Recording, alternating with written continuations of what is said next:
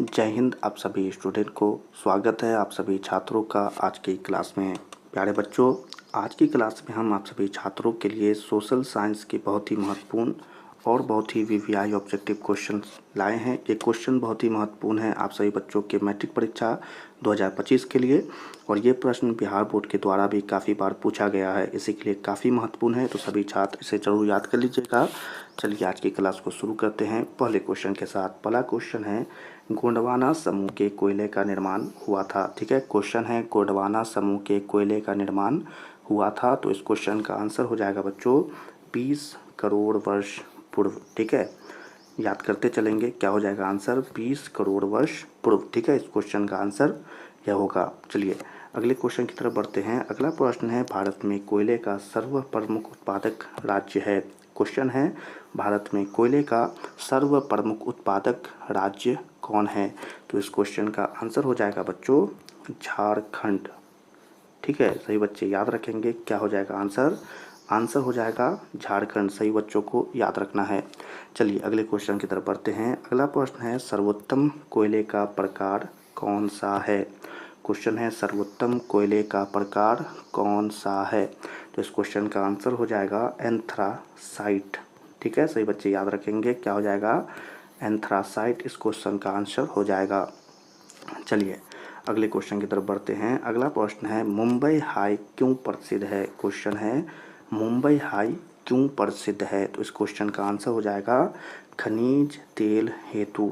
ठीक है, सही बच्चे याद रखेंगे, क्या हो जाएगा इस क्वेश्चन का आंसर खनिज तेल हेतु। ठीक है, याद रखिएगा। चलिए अगले क्वेश्चन की तरफ बढ़ते हैं। अगला क्वेश्चन है, भारत का प्रथम तेल शोधक कारखाना कहाँ स्थित है। ठीक है, भारत का प्रथम तेल शोधक कारखाना कहाँ स्थित है। तो इस क्वेश्चन का आंसर हो जाएगा बच्चों, आपको पता है तो जरूर बताइएगा। ठीक है, डिगबोई। ठीक है, सही बच्चे ध्यान देंगे, क्या हो जाएगा आंसर डिगबोई। सही बच्चों को याद भी रखना है।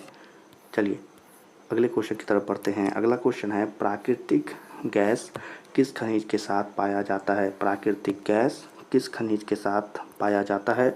और इस क्वेश्चन का आंसर तो आपको ज़रूर पता होगा। ठीक है, तो कमेंट में ज़रूर बताइएगा, पेट्रोलियम। ठीक है बच्चों, क्या हो जाएगा आंसर पेट्रोलियम। सही बच्चे याद रखेंगे। चलिए अगले क्वेश्चन की तरफ बढ़ते हैं। अगला क्वेश्चन है, भाखड़ा नांगल परियोजना किस नदी पर अवस्थित है। भाखड़ा नांगल परियोजना किस नदी पर अवस्थित है। इस क्वेश्चन का आंसर आपको पता है तो ज़रूर बताइए। इसका आंसर हो जाएगा सतलज।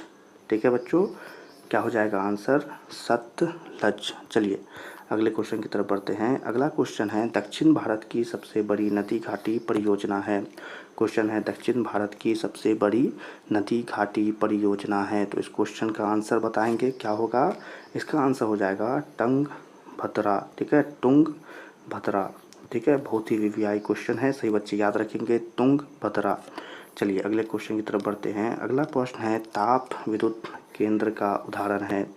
क्वेश्चन है, ताप विद्युत केंद्र का उदाहरण है। तो इस क्वेश्चन का आंसर हो जाएगा बच्चों बरौनी। ठीक है बच्चों, क्या हो जाएगा इस क्वेश्चन का आंसर इसका आंसर हो जाएगा बरौनी। सही बच्चे याद रखेंगे, इस क्वेश्चन का आंसर क्या होगा बरौनी। चलिए अगले क्वेश्चन की तरफ बढ़ते हैं। अगला क्वेश्चन है, यूरेनियम का प्रमुख उत्पादक स्थल है। क्वेश्चन है, यूरेनियम का प्रमुख उत्पादक स्थल है। तो इस क्वेश्चन का आंसर बताइएगा, क्या हो जाएगा इसका आंसर हो जाएगा जादूगोड़ा। ठीक है बच्चों, याद रखेंगे, क्या हो जाएगा इसका आंसर जादूगोड़ा। चलिए अगले क्वेश्चन की तरफ बढ़ते हैं। अगला प्रश्न है, एशिया का सबसे बड़ा परमाणु विद्युत गिर है। क्वेश्चन है, एशिया का सबसे बड़ा परमाणु विद्युत गिर है। ठीक है, तो इस क्वेश्चन का आंसर हो जाएगा तारापुर।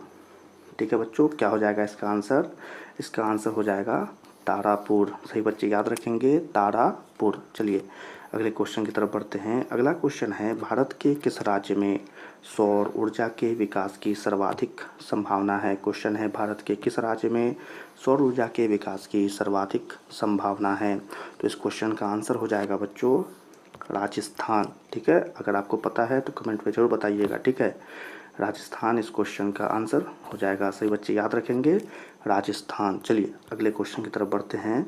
अगला क्वेश्चन है, ज्वारीय एवं तरंग उत्पादक हेतु मात्रा में अधिक अनुकूल परिस्थितियां कहाँ पाई जाती है? ज्वारीय एवं तरंग ऊर्जा उत्पादक हेतु मात्रा में अधिक अनुकूल परिस्थितियां कहाँ पाई जाती है? और इस क्वेश्चन का आंसर हो जाएगा खंबात की खाड़ी में। ठीक है बच्चों, क्या हो जाएगा आंसर? खंबात की खाड़ी में। सही बच्चे को याद रखना है इस क्वेश्चन को। ठीक है, खंबात की खाड़ी में। चलिए अगले क्वेश्चन की तरफ बढ़ते हैं। अगला प्रश्न है, झारखंड के झरिया क्षेत्र मुख्यतः क्या पाया जाता है? क्वेश्चन है, झारखंड के झरिया क्षेत्र में मुख्यतः क्या पाया जाता है? तो इस क्वेश्चन का आंसर हो जाएगा बच्चों कोयला। ठीक है, सही बच्चे याद रखेंगे, क्या हो जाएगा आंसर?